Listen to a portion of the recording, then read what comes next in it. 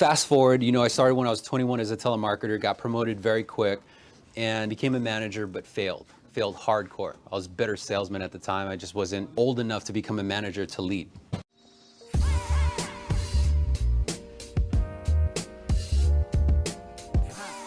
Connected to SalesRemastered. I first got in, I started as a telemarketer. Any telemarketers here? Yeah, right. All right, so when I started as a telemarketer, it was before the NMLS requirement, and I was really good at getting social security numbers.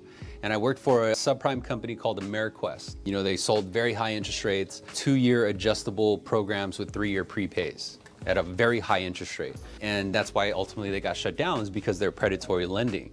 But what I learned from that company was how to sell in a different way, how to sell benefit, not sell rate. And a lot of your competitors, a lot of your competition right now is actually selling rate. They're order takers. And so the difference between, my content versus every other content that's available on social media is, number one, is it's actually devoted directly to loan officers, particularly because the language is our language. But it has a lot to do with covert persuasion. And covert persuasion is just really understanding the dynamics of how human psychology makes their decisions and their buying decisions. Fast forward, I started when I was 21 as a telemarketer, got promoted very quick, and became a manager, but failed hardcore. I was a bitter salesman at the time. I just wasn't old enough to become a manager to lead. And so as a salesman, though, back in that time when there was really no regulations, I was in an era where you can easily clock 75 to 100 grand each month.